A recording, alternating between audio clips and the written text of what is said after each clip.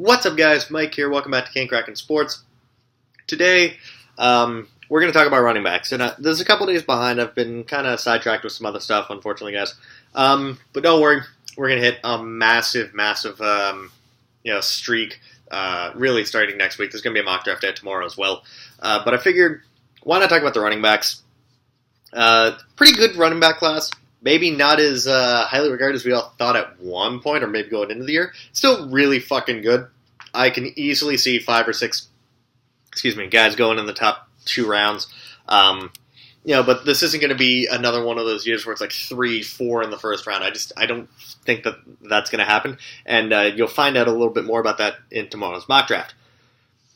Obviously, let's not fuck around and waste any time. Number 1 is Saquon Barkley. 6 feet. 233, 4.4 speed, explosive as shit, can catch the ball. Is there anything Saquon Barkley really can't do?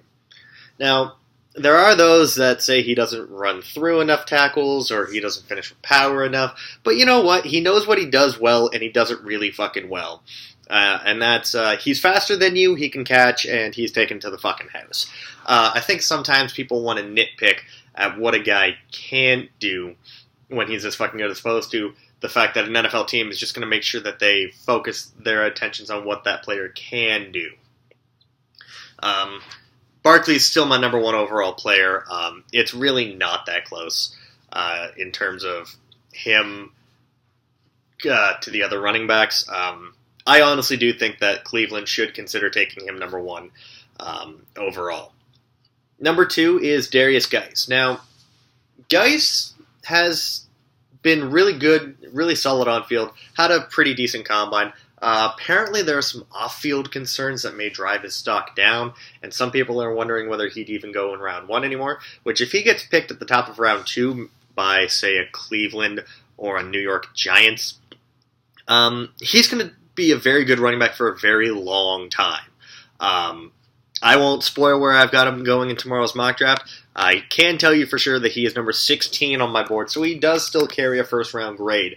I've got about 18, 19 first-round grades, so he's a late first-round grade for me. I think that someone his size, he's smaller than Barkley, but he might pack a bigger punch than Barkley.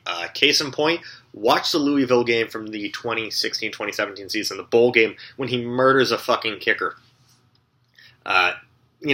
Never really got to showcase any sort of pass-catching skills at LSU just because it's not really in their playbook. Hopefully, it's something he shows that he can do. Hopefully, he shows he's able to actually catch the ball.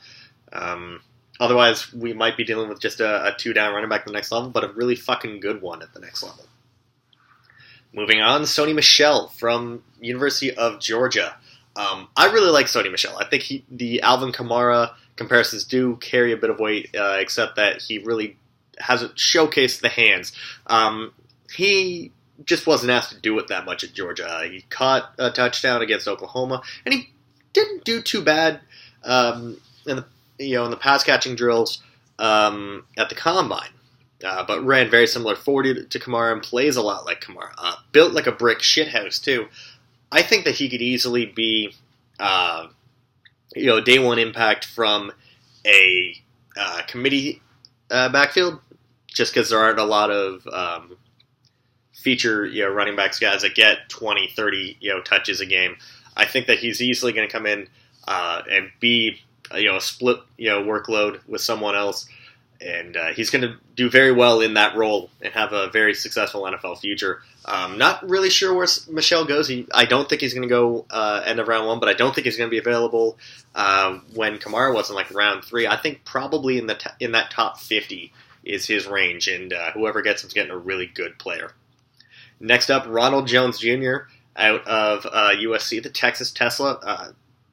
I know it's kind of lazy, 25, has dreads, to see Jamal Charles, but he really does actually play a lot like Jamal Charles. Again, not really asked to catch the ball a lot, which he's going to have to do at the next level. Given his size, he's a smaller back, like 5'10", 5'11", in around that 195-pound range. Really going to have to show that he can catch the ball at his pro day. Unfortunately, he wasn't able to.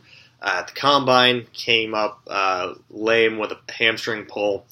in his first 40, so his day was shut down really early. Hopefully he's going to be okay by the time his pro day comes and he can really show off. I think, again, much like Michel, top 50 lock. Whoever gets him is going to get a guy that they can give 8 to 10 carries, and if he shows he can catch, maybe about 15 touches a game total. And, another day one impact player. And rounding off the top 5 is Kerryon Johnson out of Auburn. This is going to sound crazy. He reminds me a lot of what I saw from Le'Veon Bell in college. He's a bigger running back. He has the same kind of upright running stance. Doesn't have Le'Veon's patience, but, very similar. He can catch the ball. Really like Kerryon Johnson. I don't think enough people are really talking about him. A lot of people are more focused on your Nick Chubbs and, for some reason, your Bo Scarboroughs, your Kalen Ballages, Royce Freemans. I think he's better than all of them. Kerryon Johnson is really one of those under-the-radar guys that I really hope is able to prove the Le'Veon Bell comparison that I just gave him valid. Don't think he's going to end up being one of those guys that leads the NFL in scrimmage yards or has the massive, massive production that Le'Veon Bell gets every year.